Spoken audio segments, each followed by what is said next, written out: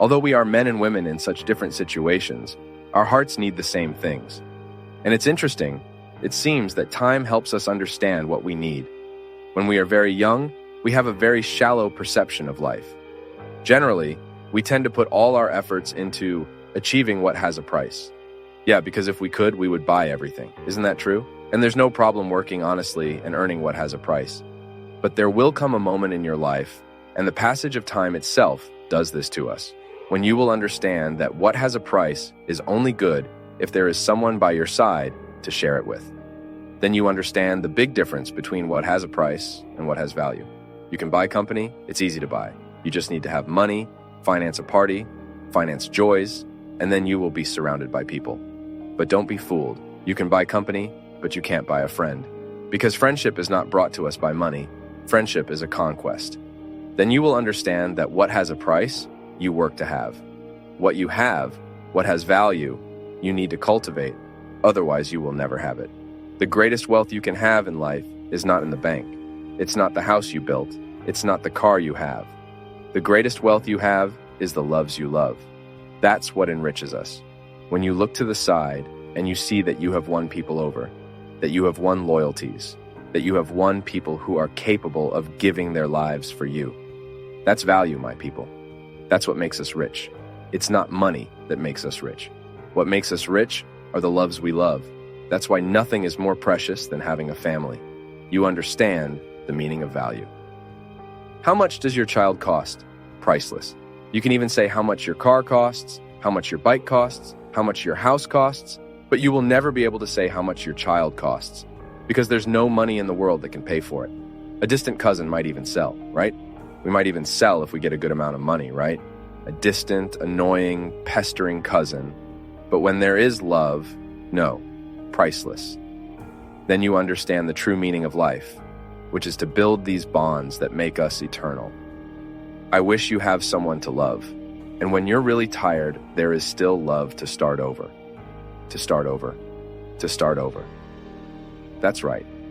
Nothing can be more precious than someone who represents in your life a bit of God's love in your story. The people who educate us the most are those who love us in a way similar to how God loves us. Did you know how God's love manifests in your life? Through another love. Because everything God does in us is through a language we understand. We are men and women. It's with the language of men and women that God acts in our lives. He doesn't create a different language, no. He will speak in a way you understand. Because his desire is for you to know him more and more. And the most beautiful thing, where is God? Inside me? Inside you? That's why it's not possible to know God without knowing yourself. They're not two separate paths, one that leads you to God and another that leads you to yourself. It's the same path. The more you know yourself, the more you get to know the God who dwells in your heart. And God manifests himself like that. How does he love me? Through the love of those who love me, through the healthy bonds I can have. The first love we receive in life is the love of our parents. And there was God's love in you, for you. And then, the first source of love is the father and mother, and the people around us. Depending on how it is done, if it is well done, it will leave a reserve in you. You know, like how we need a cistern, an artesian well for us to have a reserve of water. You know what the name of the well, the reserve we need to have is? Self-love. Self-love. It's a very effective way God has of loving you. You know when? When you have self-love.